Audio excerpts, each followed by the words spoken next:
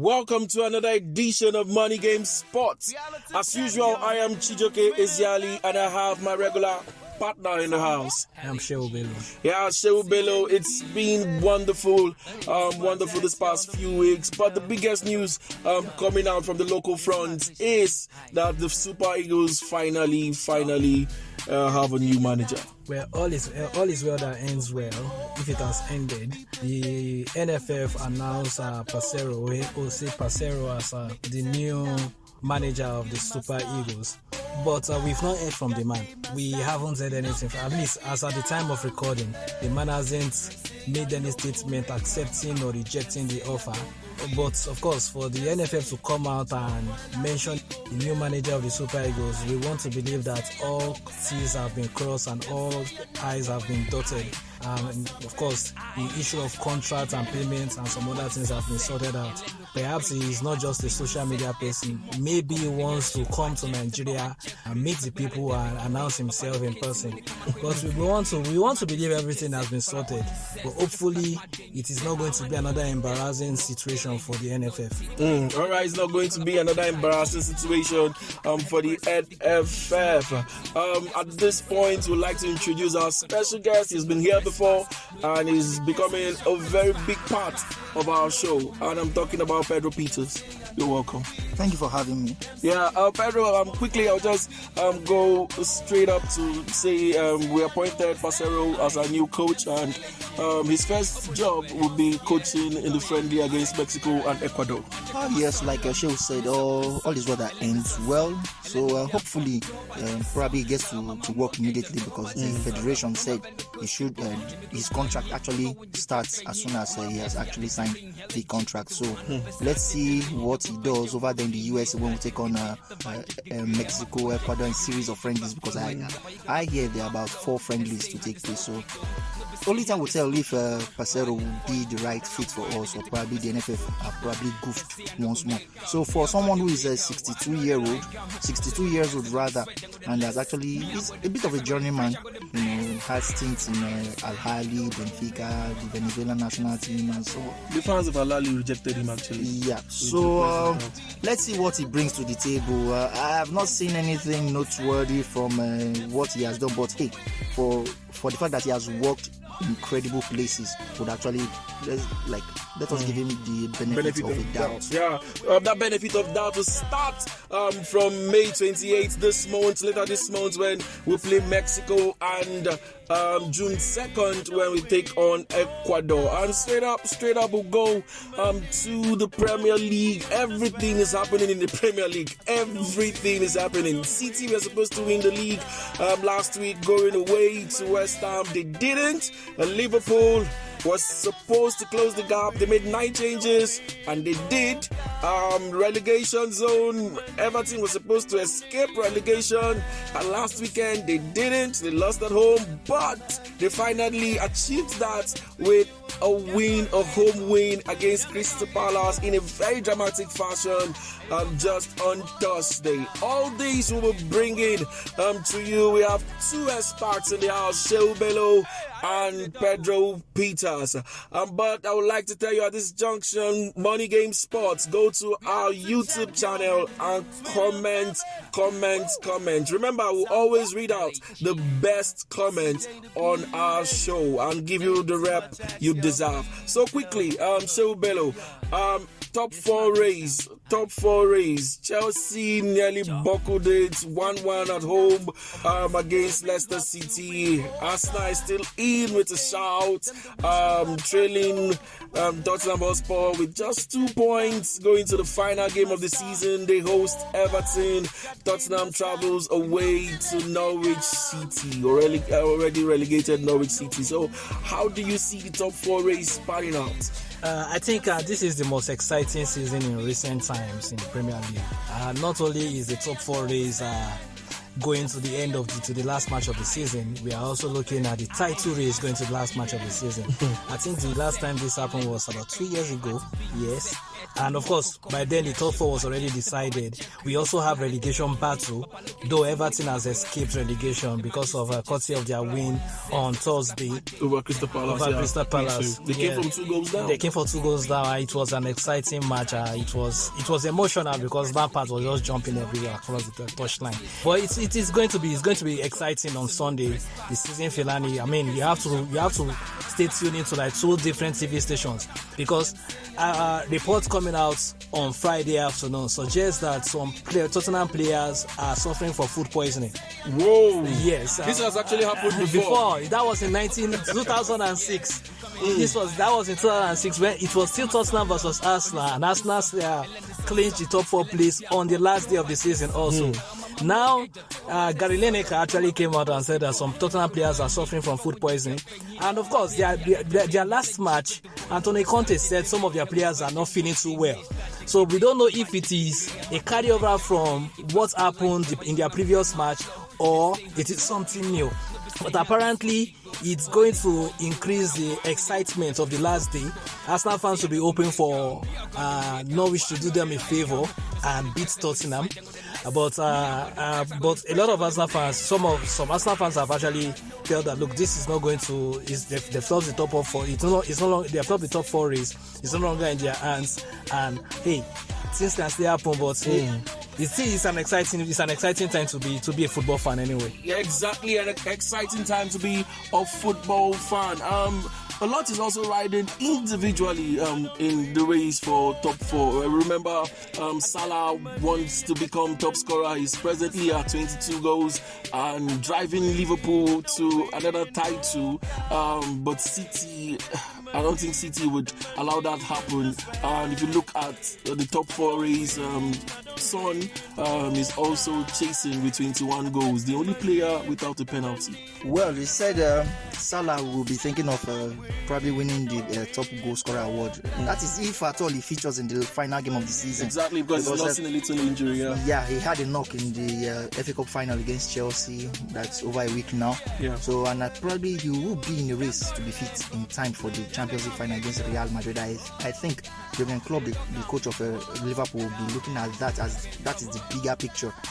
They've shown, especially in the game away to Southampton, that even when they mix and match, if they, with a second string side, they could still get the job done. Wolves definitely will be another kettle of fish, but hey, they are winless in their last 5. They've drawn 2 and lost 3. So hey, I do not see Wolves posing any threat or any challenge of any sort to Liverpool getting all 3 points of the day. As for Salah getting... especially considering the fact that Wolves are set to benefit financially if Liverpool wins the league. Yes. Both ways. Both for City in the case of Jack Grealish and also for Wolves too as well, and Liverpool in the case of Jota. Jota. So anyway, Sunday promises to be a fantastic finale to this season because there's so much to fight for. The title, top goal scorer, the Champions League position, even the Conference and Europa League position between West Ham and Manchester United is also there to be taken. And don't forget the final candidate for the relegation slot between Burnley and Leeds United. That will go to the wire. Yeah, both have the same number of points, but Burnley have their destiny in their hands because they have a superior goal difference. Yeah, they have at home. Yeah, they have a minus 18, unlike Leeds that have a minus 35 or thereabout. So imagine the number of goals you have to score to get to minus 18. First of all, so Burnley only needs to match whatever result Leeds United play on the day. Leeds, they are condemned to win. If whatever poor result they might get, let it be a draw. Let it be a draw, and they will be hoping that Burnley do not match their own result. Leeds have to better whatever Burnley have on the day. But if Burnley wins, definitely nothing can happen when it comes to Leeds, even if they win, because it will be difficult for them to see them score about 12 to 15 plus goals. Very, very difficult. Wow. All right, you touched on Manchester United a little bit. I was hoping we'd skip that part, but since you've mentioned it, I'll come straight to Bello. And West Ham look solid, and they seem to need the Europa League more than Manchester United at this point. United currently occupies the 6th position. West Ham are just behind them in 7th. They need a win on the last day, and United can keep this slot if they beat Crystal Palace away from home. Do you see that happening? I think it is better to win the Europa League than the Conference League, and I believe Manchester United will be pushing to be in a much more prestigious competition. Yeah. The Conference League is a distraction. Tottenham did everything to just get out of there, and any Premier League team that goes into that place, especially if you are a team that is aiming to be in the top 4 or contesting for the title, you wouldn't want the distraction of the Conference League unless you want to play with your academic players. So I don't think Manchester United will want to drop points over the weekend. They want to get a win and secure their top 6 position.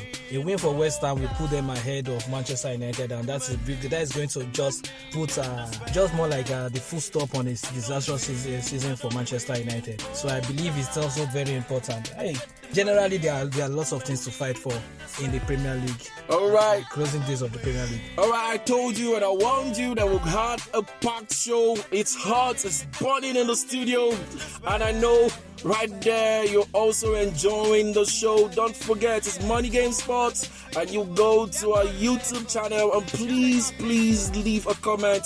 Subscribe also, because it is absolutely free. And now we'll go to our new segment. We started it last week. It is the Do You Know segment, and Shewu will quickly take us through what he has for us. Yes, today on our Do You Know segment, we want to talk about the richest sport franchise owners.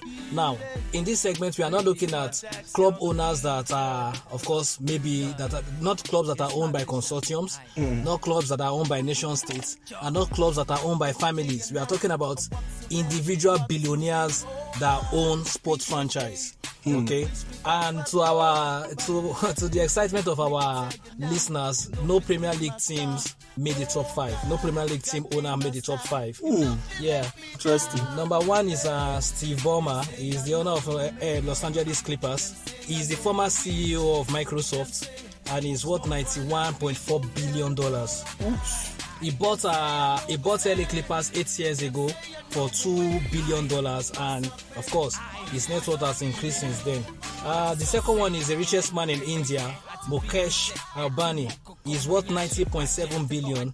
He's the owner of Mumbai Indians, and of course, his net worth. Of course, I've mentioned his net worth. The Mumbai Indians have won the Indian Cricket Premier League several times. And cricket is big in India. Cricket is big in India, and of course, they believe he's he's also looking at investing more into sports in the coming years. The third, one of the two football club owners that made it into our list is Francis Pinot. He's the owner of Rennes. Whoa, so he's actually richer than Roman Abramovich. Yes, he's richer than Roman Abramovich. He's the owner of Rennes, and he's worth $40.4 billion.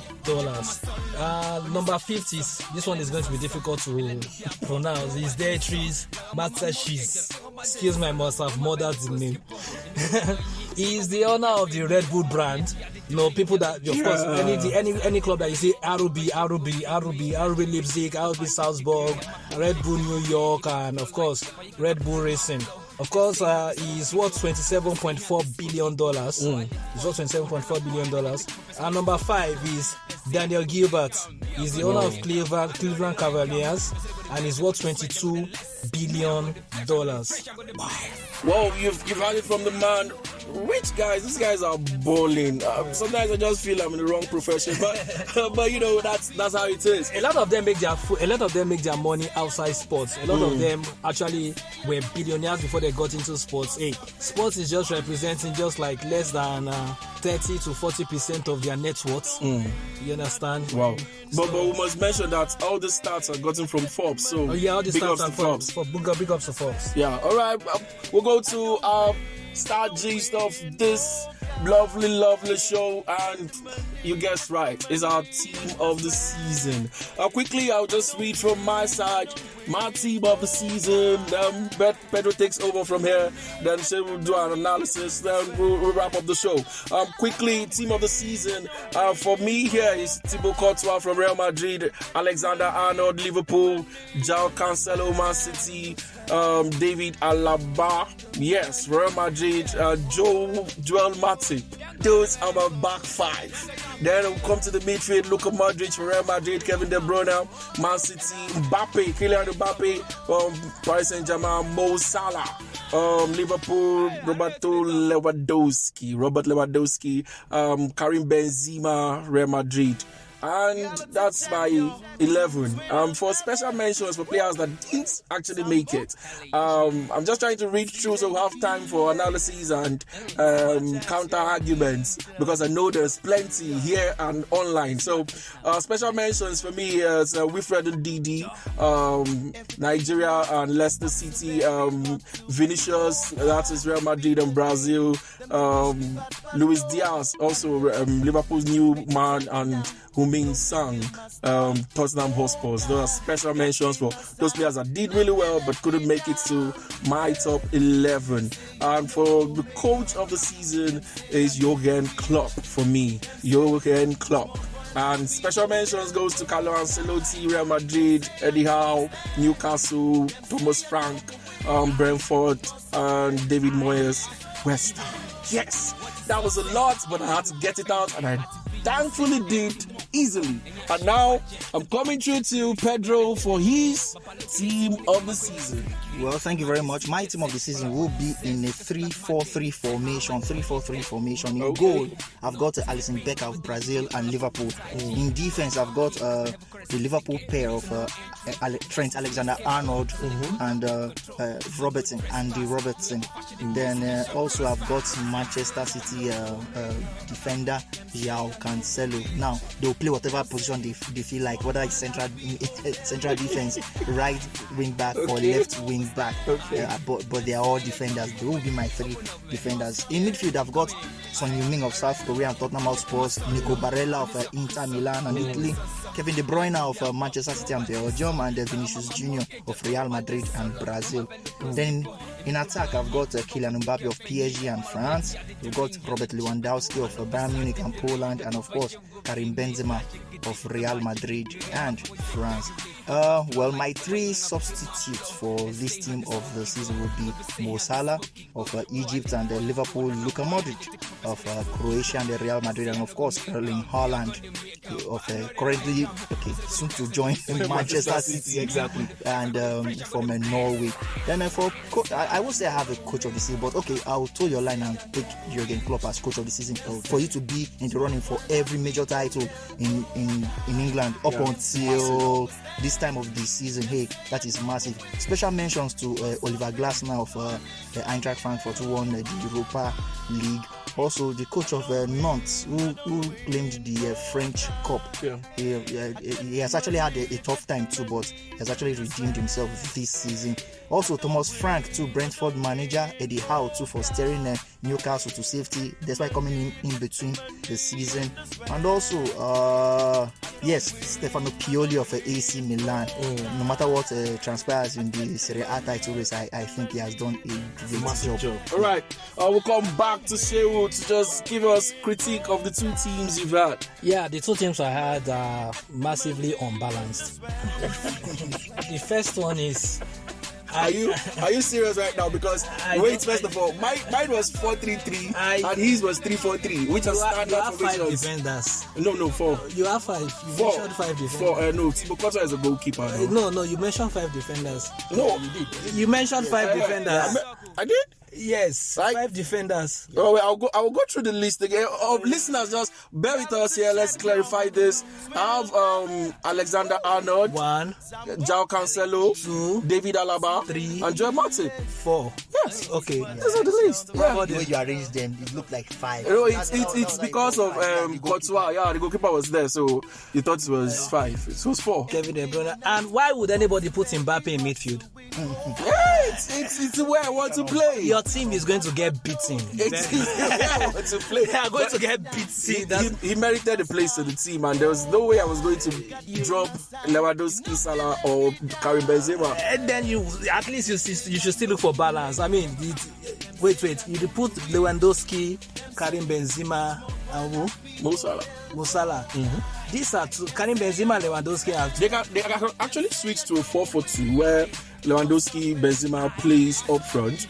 But Salah in the left. No, but what I looked at while I was choosing the 4-3-3 is Karim Benzema plays comfortably on the left, same as Mbappe, so they can switch. Mbappe can play on the left, Benzema through the middle as a number 10, while Salah plays from the right. That's 7. I still feel the team is massively on. He's not. You're just being biased. I'm not being biased. Who is your holding midfielder? He's not. There is one there, Kevin De Bruyne. Look, Kevin De Bruyne is not an holding midfielder. No, he is for me. He's Here. an No, 8. wait, relax. You don't have a holding midfielder. You don't have a line breaker in your team. Wait. Your team is going to get battered. They will. Let me get battered. What we are Out looking of at- possession, there is nobody to win the ball there. Wait, Luka Modric wins balls a lot for Real Madrid because of the setup of the team, and that's the same setup I have here. So these people merited this based on formations. I mean, based on their forms this season. Yeah. So it's not by if they are going to play in real life or not. So it is basically on their form and how they perform throughout this season. Maybe we should go and play it on FIFA and put this team to test. Let's just set it up and see who It's not going to happen. So now we have our teams of the season. Great one, guys. Quickly, before we go, I would just like us to just on one little debate. Who will win the Golden Glove in the Premier League this season? Because Alisson and Ederson, Man City and Liverpool have 20 clean sheets already this season, and they have one more game to go. Where do you see the pendulum swinging? I see both of them sharing it. So they will concede goals at the end of the They may not concede goals at the end of the game. Okay. So Pedro, I'll say Alisson Becker. Because, well, Aston Villa may just find a way. I'm not saying Aston Villa will win, but I think they will breach the defense of Manchester City. So I probably Alisson Becker. okay, I think I'll tilt towards Alisson Becker also. So it's been a great show today. I enjoyed myself. I know you guys have enjoyed yourself too. It's another tremendous show, Money Game Sports, and as usual, I'll leave Shehu Bello to leave us with the last words. Oh, please continue to support us. Subscribe, follow, and leave a comment on our YouTube page. Of course, we'll read the best comments in our next show. All right, thank you. You've had the man. Please follow, and thank you so much, Pedro, for coming. Oh, you're welcome. Yeah, arrivederci.